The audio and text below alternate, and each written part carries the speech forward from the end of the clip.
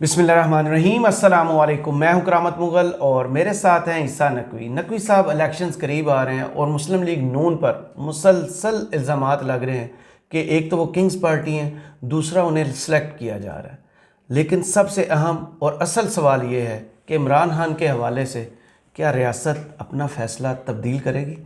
देखें करामत मुगल साहब, मैं अक्सर वीडियोस में कम से कम 2 या 3 मरतबा ना एक मिसाल पहले सुना चुका हूँ कि वो एक बादशाह था और बादशाह का एक वज़ीर था। वज़ीर ने जो है वो एक दिन कोई गुस्ताखी कर दी, तो बादशाह ने कहा कि इस वज़ीर को उठा के मेरे भूखे खूंखार कुत्तों के आगे डाल दो ताकि उसको चीड़ फाड़ के खा जाए, क्योंकि मेरी शान में गुस्ताखी हुई है। तो वज़ीर था सियाना, उसने कहा कि बादशाह सलामत, अगर आप गुंजाइश दें तो मैंने आपकी इतने साल खिदमत की है, आपके हर काम को माना है, तो मुझे आपके बाद आपके कुत्तों की भी खिदमत करनी है। बादशाह को मजाक चाहिए होता है, उसने कहा कि जनाब करें खिदमत। वो उसने 30 दिन तक जो है उन कुत्तों को नहलाया धुलाया, प्यार किया, वॉक पे लेके गया, उनको अपने हाथों से काट काट के गोश्त के बड़े ज़बरदस्त टुकड़े खिलाए। कुत्ते मानूस हो गए। 30 दिन के बाद दरबार लगा, बादशाह ने सबको इकट्ठा कर लिया, इकट्ठा करके उसको डाला भूखे खुखार कुत्तों के पिंजरे में। तो कुत्ते आए और उन्होंने पैर चाटने शुरू कर दिए। तो वज़ीर ने बड़े उससे जनाब एतमाद के साथ दरवाज़ा खोला पिंजरे का, बाहर आया और बादशाह सलामत को कहा, देखे मैंने आपकी इतनी खिदमत की, आपने कहा मरवा दो, इनकी मैंने 30 दिन खिदमत की, मेरे पाँव चाट रहे हैं। बादशाह ने कहा अच्छा ये बात है, लाओ मेरे भूखे खूंखार शेरों का पिंजरा, उनके आगे डाल दो। तो ये रियासत फैसला कर लेती है कि भाई आपको रगड़ा लगाना है, सज़ा देनी है, तो फिर वो कुत्तों से नहीं तो शेरों से, शेरों से नहीं तो फिर थर्ड ऑप्शन होगा, फिर फोर्थ ऑप्शन होगा। देखें अपेरेंटली वो फैसला जो है उसके हवाले से देखें, गैब का इल्म तो सिर्फ खुदा को है। बेशक अगले 8 फरवरी तक बड़े दिन गुजरने हैं, बड़े घंटे गुजरने हैं, बड़े मिनट गुजरने हैं, बड़े सेकंड्स गुजरने हैं। और यहाँ पर आपको पता है पाकिस्तान में चीज़ें तब्दील तो बिल्कुल इसी तरीके से होती है कि एक पल में ऐसा कुछ होता है कि चीज़ें तब्दील हो जाएं। तो हमें बात करनी है as we speak right now. Right. तो हम तो गुफ्तगू कर रहे हैं 11 नवंबर को। तो 11 नवंबर को जो मंजरनामा है उसमें इन्फॉर्म्ड लोग कौन है आजकल? नून लीग के लोग इन्फॉर्म्ड जी, हैं। बिलावल भी बार बार कह चुकी। उनका लेजॉन है, बिलावल कहते हैं उनका सिलेक्शन कमेटी से रब्ता है, तो वहाँ से आपको पता चल सकता है कि भाई आप बताएं, तो वो आपको बताएंगे। अब नून लीग में फिर कुछ लोग हैं जिनको वो खुद बताते हैं कि ये सियाने हैं। मसलन जो बंदा नवाज शरीफ की तकरीर लिखता हो, जो उसके लिए बयानियाँ तराशता हो, जो उनके लिए मंशूर लिखने के लिए कमेटी का चेयरमैन बने इरफान सदीकी, तो वो जाहिर है कि उनका सियाना और अक्लमंद बंदा है। सही। जब यही सवालात उनसे किए जाते हैं तो मैं आपको बता देता हूँ कि उन सवालात के जवाब इरफान सदीकी साहब ने क्या दिए। 2 चीज़ें उन्होंने मुअम्मे में सुलझाए, 2-3 बड़े मुअम्मे में सुलझा दिए। एक, इमरान खान के हवाले से इस वक्त क्या सोच है, एग्जैक्टली थॉट प्रोसेस क्या है जहाँ पर उनका या उनकी पार्टी के अहम लोगों का उठना बैठना जी। है। और दूसरा, उन्होंने ये भी समझा दिया कि नवाज शरीफ को जो रिलीफ मिल रहा है, तस्लीम भी कर लिया, भांडा फोड़ दिया उन्होंने कि ये जो out of the box solutions, legal solutions, इंसाफ की होम डिलीवरी हो रही है। और होम डिलीवरी भी ऐसी कि अभी जनाब आपने वो किया है, ख्वाहिश का इजहार किया होता है, ऑर्डर किया भी नहीं है, सोचा ही है, सोचा है और आपके दरवाजे पे दस्तक हुई है। अगर आप घर पे नहीं है तो ढूंढ के आपको इंसाफ दिया जाता है जहाँ पे आप। तो ये हो रहा है, और ये न सिर्फ कि हो रहा है, उन्होंने वजह भी बताई है कि ये क्यों हो रहा है। जी, ये बड़ी दिलचस्प बात है। वो पैरुए शो में, क्योंकि लंबी तफसील है और उसको सुनना बड़ा इंपॉर्टेंट है, तो मैं आपके सामने ना क्विकली हर्फ बहर्फ लेट्स जस्ट कोट हिम, और इसमें दरमियान में 2-4 लोग में आपको डाल भी देंगे, बता भी देंगे कि भाई यहाँ पर ये साहब क्या फरमा रहे हैं। सही। तो ये शहजाद इकबाल के प्रोग्राम में आए इरफान सदीकी, और उनसे सवाल हुआ कि आपके जो पुराने हलीफ हैं यानी पीपल्स पार्टी मुसलसल आप पे तनकीद कर रहे हैं। बिलावल ने कहा है कि हर इलेक्शंस में किंग्स पार्टी सामने आ जाती है, लेकिन इस किंग पार्टी का वही हाल होगा जो 2008 में हुआ था।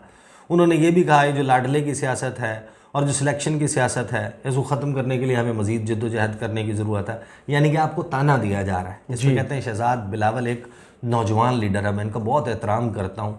जॉइंट सेशन में मैं उनकी तकरीरें बहुत शौक़ से सुनता था और वो भी मेरी तकरीरें गौर से सुनते थे। मैं समझता हूँ कि नौजवानों के हाथ में है हमारा मुस्तकबिल। लेकिन सियासत के अखाड़े में जब ख़ास तौर पर इंतखाबात का मैदान सजता है तो इस तरह की बातें होती हैं। यानी एक तो उन्होंने बता दिया कि ये हमारी और नून लीग की नूरा कुश्ती चल रही है जी, ये सिर्फ सियासी बयानात है सिर्फ। अच्छा, हम बहुत अच्छे इत्तेहादी भी हैं, हमारे दरमियान शक्कर रंजियां भी नहीं हैं। अब शक्कर रंजियां क्या होता है? आरजी लड़ाई, जी, आरजी नाराज़गी। तो ये भी उन्होंने बता दिया कि ये आरजी मामला है। तसादुम और महाजराई की फ़िज़ा भी रही है। इसके बावजूद हमने मिसाक जमहूरियत भी किया, हमने तरामीम भी किया, हम एक दूसरे के साथ हुकूमतों में भी शरीक रहे हैं, 2008 में भी और अभी 2022 में भी इकट्ठे हुकूमत में रहे। तो जमहूरी क्रीडेंशियल्स रखने वाली जमातें जो हैं, जो यकीनन पीपल्स पार्टी भी और मुस्लिम लीग नून भी है, अपने तल्ख़ व शीरी माजी के साथ साथ जब इलेक्शंस का अखाड़ा सजता है तो इस तरह की चुटकियाँ ली जाती हैं। अच्छा, इस तरह की बातें सामने आती हैं, इस तरह के छोटे मोटे आवाज़ें भी कसे जाते हैं। तो हम तो इन्हें मामूल की चीज़ें समझते हैं, कोई काउंटर इल्ज़ाम उन पर नहीं लगाना चाहते। लेकिन तारीख़ ये बताती है शहजाद कि इस सदी के अंदर 4 इलेक्शंस हुए हैं, तो 3 इलेक्शंस में तो नवाज शरीफ को हिस्सा नहीं लेने दिया गया।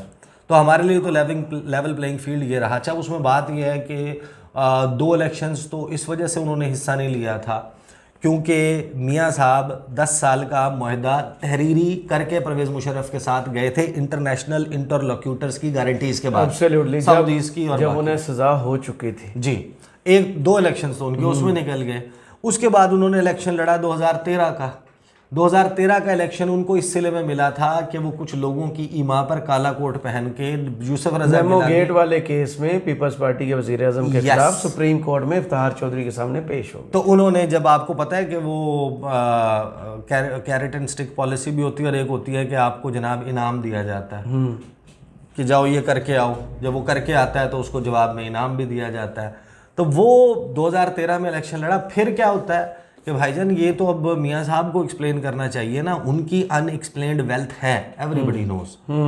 वो लंदन जब अभी गए थे, जिसको ये कहते हैं कि ये जिला वतनी थी जिसको ये जिला वतनी कहते हैं, जब वो वहाँ गए थे वो किराए के फ्लैट्स में नहीं रह रहे थे।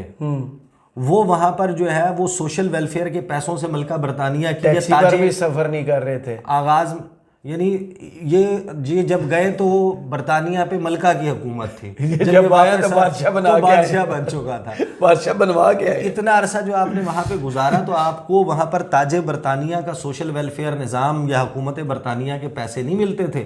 आपके पास इनफ मनी मौजूद है और आपके बच्चे किस तरीके से सेटल्ड हैं, कैसे सेटल्ड हैं, कौन सा इतना बड़ा किसी ने मार्का मारा है कि वो, क्या आपने उनकी गुफ्तगू सुनी है? उनकी गुफ्तगू में कहीं ये झलकता है कि दे आर स्ट्रीट स्मार्ट? कहीं से ये लगता है कि ये they will be very cunning and shrewd and smart, knowing the tricks of the trade, कि मार्केट में how to be successful, business में compete कैसे करना है? तो कहीं ना कहीं भाई आपको बिठा के किसी भांजे भतीजे को बिठाया हुआ होता है तुर्क सदर के साथ टेबल पे, कोई सोलर इंपोर्ट के मामलात और उनके ऊपर क्वेश्चंस आ रहे होते हैं। तो ये तो सारा आपको आपके इक़्तिदार के एवज़ उसकी वजह से मिला ना, उसके तोफैल मिला। कौन किसके बारे में कहते हैं कि वो पोल्ट्री किंग है या कुकड़ी किंग है? रेट अंडे का रेट कौन तय करता है? गोश्त का रेट कौन तय करता है? चीनी के पीछे, हर शुगर मिल के पीछे घूम घुमा के कौन है? फ्लोर मिलों के पीछे ये ज़मीनें ठेके पे ये किसने कैसे क्या क्या अल्ले तल्ले तो है ना, अनएक्सप्लेन्ड वेल्थ है। तो वो जिस बुनियाद के ऊपर वो फारिग हुए थे सिस्टम से, उसके ऊपर भी बहरहाल बहुत सवाल मौजूद हैं। बट हैविंग सेड दैट, मियां साहब doesn't have a very clean record, ठीक है? वरना अगर होता तो मैं आपको ये गारंटी देता हूँ कि जो लोग हैं आवाम का, अगर सजा देनी होती ना नकवी साहब, तो काफ़ी कागज़ थे, पनामा केस में हो जाना था। बचा के छोटे से केस में रगड़ा दिया गया ताकि रिवर्स कल को लगाया जाए। देखिए, इमरान खान के साथ जो लोगों की वाबस्तगी हुई ना, इमरान खान तो यार 90s में वर्ल्ड कप के फ़ौरन बाद से सियासत करना शुरू हो गया 96 से जमात की बुनियाद रखी थी। जमात की बुनियाद से पहले भी he was actively doing politics, जलसे फलाने कर रहे थे, पार्टी की बुनियाद रख दी। इमरान खान के साथ क्या लोगों का मेला सज गया था? उनके साथ मोहब्बत करने वाले तो चंद लोग थे, और भाई इनसे नफरत करने वाले इकट्ठे हुए ना फिर बाद में, बिल्कुल इनकी हरकतों और करतूतों की वजह से इकट्ठे हुए थे। बहरहाल अब आगे चलते हैं ना। वो कहते हैं कि जनाब हिस्सा नहीं लेने दिया गया।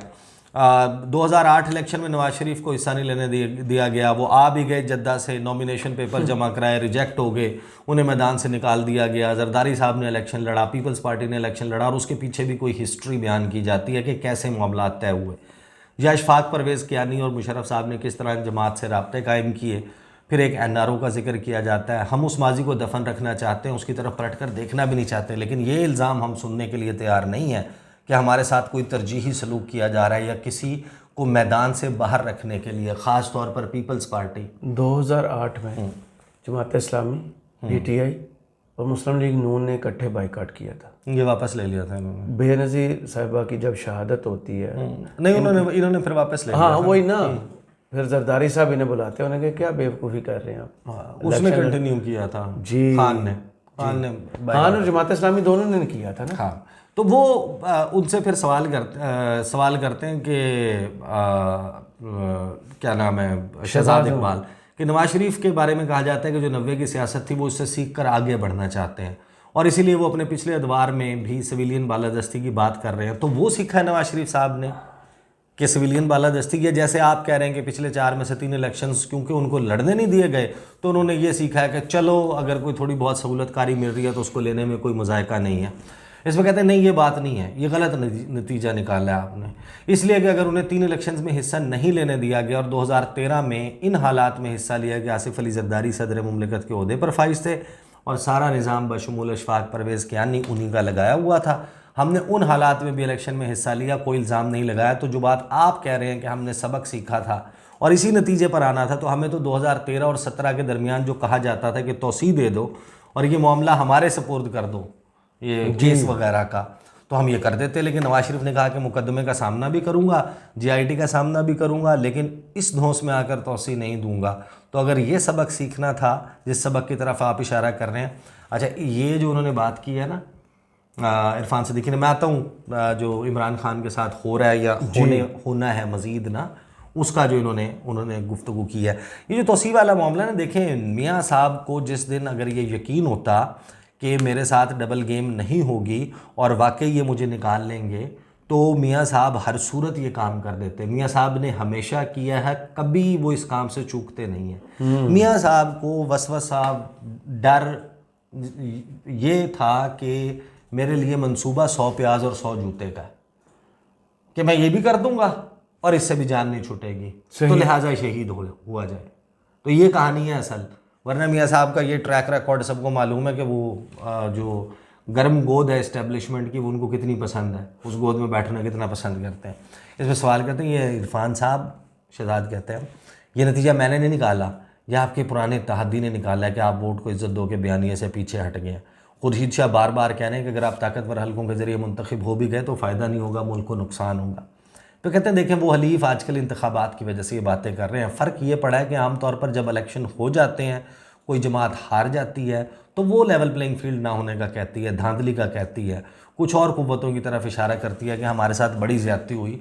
अब के बार ये वो पहले से ही कर रहे हैं, शायद उन्होंने देख लिया कि वक्त का धारा कहीं और जा रहा है और PMLN जो अपनी परफॉर्मेंस की बुनियाद पर इलेक्शन लड़ती है और नवाज शरीफ जो अपनी परफॉर्मेंस, अब देखें ना ज़रा, मैं आपके सामने कुछ हक़ाइक़ रखना चाहता हूँ। फिर कहते हैं 2023 में हैं हम, तो 23 साल बनते हैं, 23 सालों को गिने, 8 साल मुशर्रफ की हुकूमत है, 4 साल नवाज शरीफ ने की है, फिर PDM की गिन लें, वो किसी की भी गिन लें आप PDM की, 4 साल इमरान खान ने किया है, इन तमाम सालों का, और 5 साल जरदारी साहब ने, इनका तज्जिया कर लें कि किसके दौर में कि मुल्क को क्या मिला।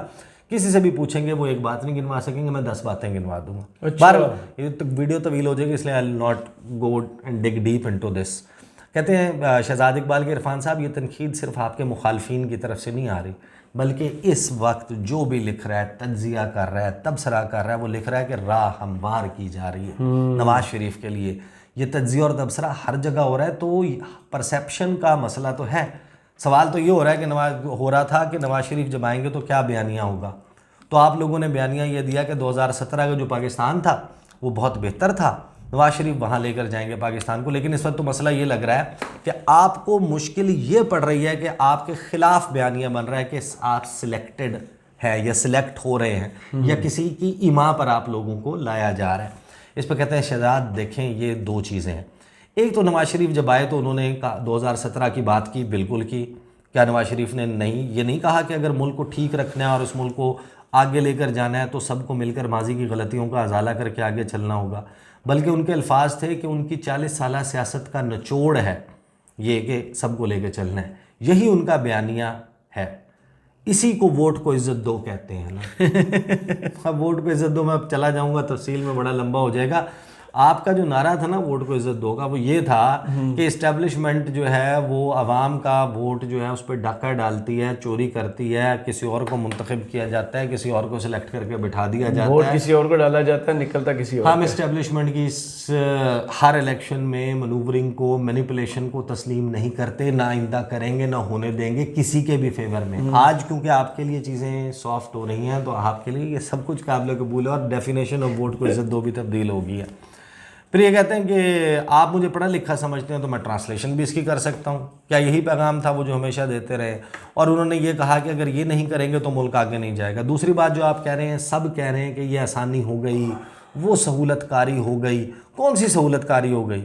अगर आप एक गलत बुनियाद पर, झूठ की बुनियाद के ऊपर मिली भगत करके, जजों को दबाव में लाकर, जजों को ब्लैकमेल करके ये कहें कि हमारी 2 साल की मेहनत ज़ाया हो जाती है, आप एक शख्स को सज़ा देते हैं, एक शख्स के लिए स्पेशल बेंच बनाते हैं, मॉनिटरिंग जज बनते हैं, व्हाट्सएप कॉल्स की जाती हैं, और जब एक मरहला आता है कि नाइंसाफ़ियों का अजाला होने लगता है, ना रिमेंबर जी, अजाला, तो आप इन नाइंसाफ़ियों के अजाले को सहूलतकारी का नाम देना चाहें तो दे दें। यानी इरफान सिद्दीकी साहब ने बताया है कि मियाँ साहब के साथ जो इस वक्त एक फेवरेबल सलूक हो रहा है, इंसाफ की होम डिलीवरी हो रही है, और इन जो उनके केसेस को अनड्यू कोर्स से, रास्ते से ख़त्म किया जा रहा है। रियासत अपने नवाज शरीफ पर इनके मुताबिक होने वाले मजालिम का अजाला कर रही है। मियाँ साहब को कंपनसेट किया जा रहा है। अब आप याद करें कि जावेद लतीफ़ साहब ने क्या कहा था कि रेड कारपेट बिछाएं, वापस ले आए उसे, जाके कहें कि खुदारा नवाज शरीफ वापस आ जाओ। तो ये बेसिकली उन्होंने बताया कि एग्जैक्टली ये हो रहा है। सही। फिर ये कहते हैं कि अगर आप इसको सहूलतकारी का नाम देना चाहें तो दे दें, कोई भी दे सकता है, लेकिन हकीकत यह है कि जो कुछ नवाज शरीफ के साथ आपने किया है वो किसी के साथ नहीं किया। 9 साल वो जिला वतन रहा, 2 साल जेल में डाले रखा, 200 पेशियाँ भुगती, उस वक्त आपने कुछ नहीं कहा।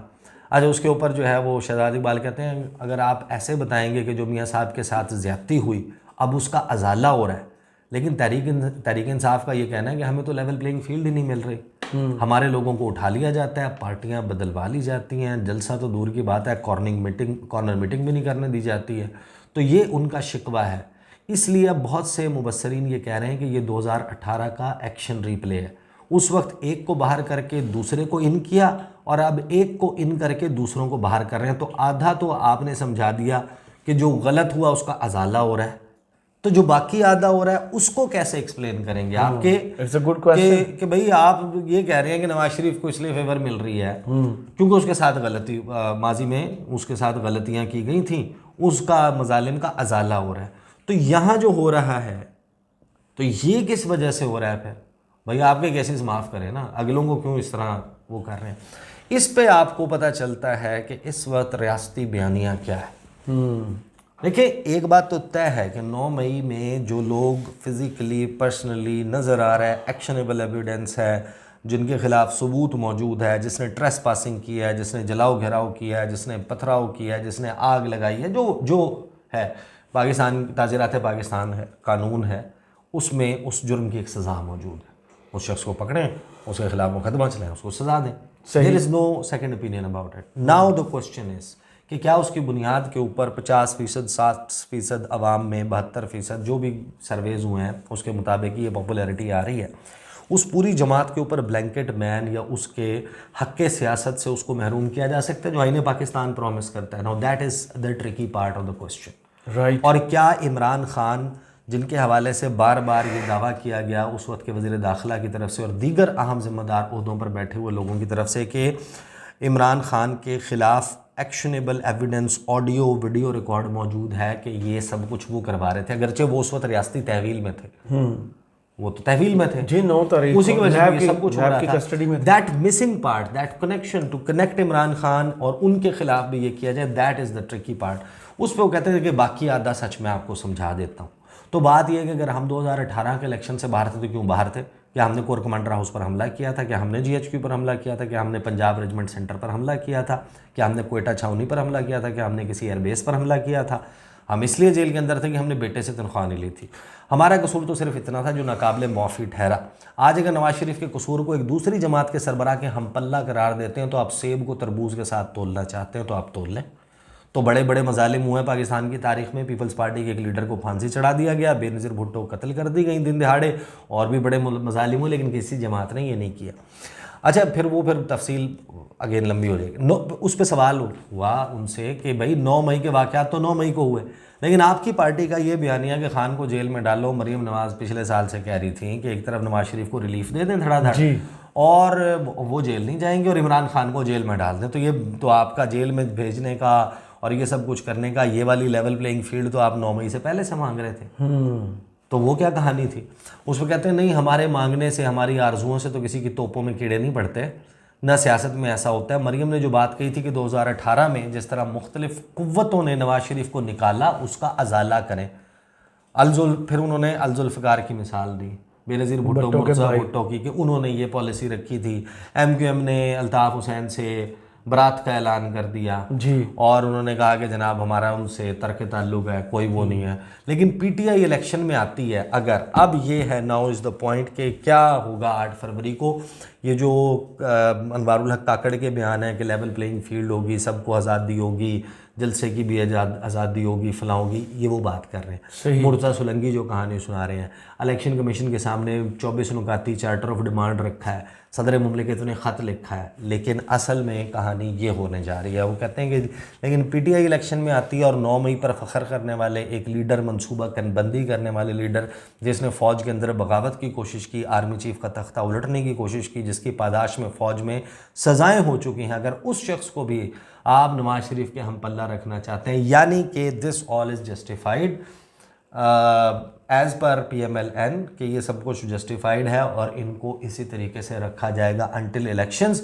और आप समझते हैं कि ये लेवल प्लेइंग फील्ड नहीं है तो आप समझते रहें, इससे कोई फ़र्क नहीं पड़ता, हम ऐसे ही जा रहे हैं। तो ये है वो बेसिकली सिचुएशन। फिर उनसे सवाल एक ब्रीफली हुआ कि प्री पोल अलायंस क्यों बनाने जा रहे हैं, तो भैया वो ये कहते हैं कि जो कहानियाँ लोग सुन रहे हैं आजकल, बिलावल को फलाना हो गया फलाना हो गया, उन्होंने बड़ा क्लियरली कहा, उन्होंने कहा कि हो सकता है कि हम और पीपल्स पार्टी इलेक्शन के बाद इकट्ठे बैठे हुए आपको नजर आए। और ये मैं बात बहुत सारी वीडियोज़ में भी कह चुका हूँ। प्रोग्राम में एक मेरे शर्त लग गई, और शर्त क्या लगी जनाब, उन्होंने लिख के दिया फैसल करीम कुंडी ने कि जो आया 1.5 साल से ज़्यादा इस तरीके से आया नहीं चलेगा।